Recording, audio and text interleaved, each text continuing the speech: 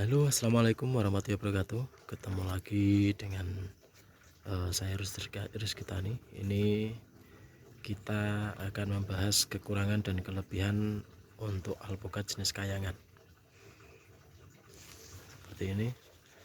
Ini kita usahakan di malam hari ya, karena posisi siangnya itu kita sering keluar, jadi jarang-jarang sekali kita bisa mengupload video.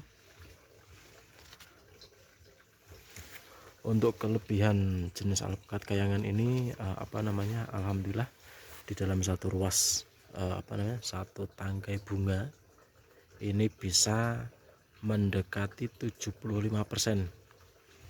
tingkat keberhasilan buahnya. Nah, seperti ini.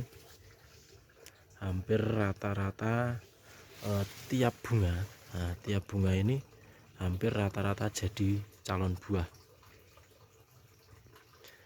Asalkan tidak kena hama, tidak kena jamur, insya Allah buahnya bisa mampu hingga besar. Tingkat kerontokannya lebih tipis. Ini menurut saya ya, ini tingkat kerontokan alpukat jenis kayangan ini lebih tipis. Keberhasilannya insya Allah akan lebih banyak. Ini kita cek, hampir setiap bunga itu jadi calon buah. Hanya saja untuk jenis alpukat kayangan, misalkan dalam satu tangkai ini itu kita pelihara semua, rata-rata buah yang keluarnya banyak itu akan kecil, tidak bisa besar dibandingkan dengan alpukat yang dalam satu tangkai itu buahnya satu ataupun dua. Nah, ini seperti halnya misalkan kita gambarkan dengan kambing. Kambing ataupun kelinci, kalau dia hanya keluar satu anak itu rata-rata anaknya akan besar. Tapi dia bila keluarnya itu dua lebih lebih dari satu, pastinya anaknya akan semakin kecil. Itu yang yang di logika saya seperti itu. Mungkin bila ada sahabat atau teman mempunyai pendapat lain, silahkan. Memang karena kita diciptakan untuk manusia itu rata-rata pasti berbeda pendapat. Nah, ini untuk yang jenis kayangan. Terus kita pindah ke ini adalah alpukat koleksi ataupun lokal. Ini buahnya lumayan gede, tapi tingkat kerontokannya itu lebih besar. Misal seperti ini.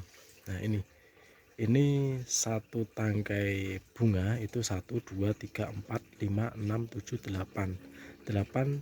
Yang sisa buah cuma hanya satu. Seperti ini. Biasanya rata-rata yang seperti ini itu buahnya akan lebih besar dibandingkan yang keluarnya banyak. Terus tingkat kerontokannya itu lebih tinggi. Tingkat kerontokannya lebih tinggi. Terus kita cek lagi. Ini kalau ini belum ada calon-calon buah, ini masih bunganya masih belum mekar semua. Nah, ini juga udah mulai ada yang rontok.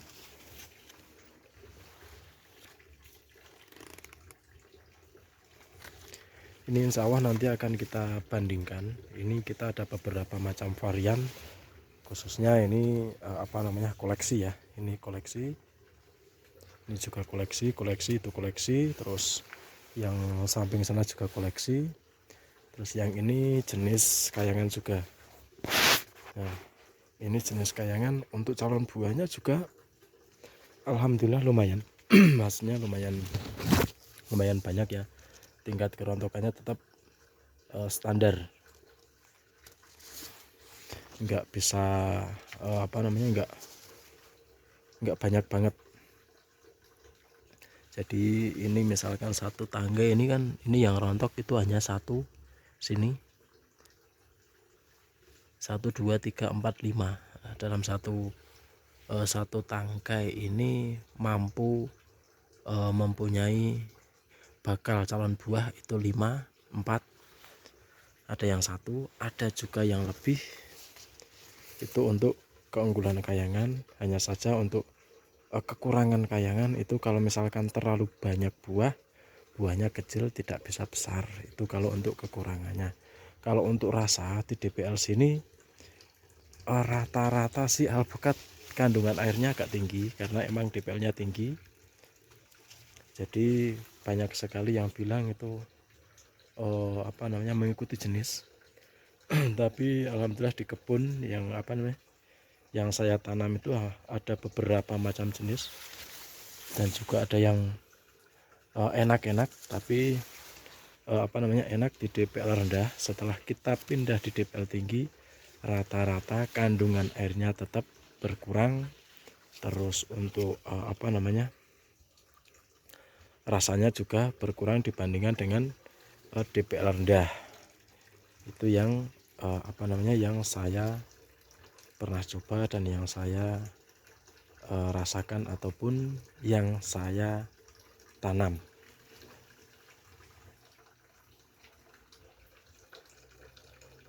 Oke, mungkin cukup sekian sahabat semua, semoga bermanfaat. Salam petani alpukat. Assalamualaikum warahmatullahi wabarakatuh. Salam.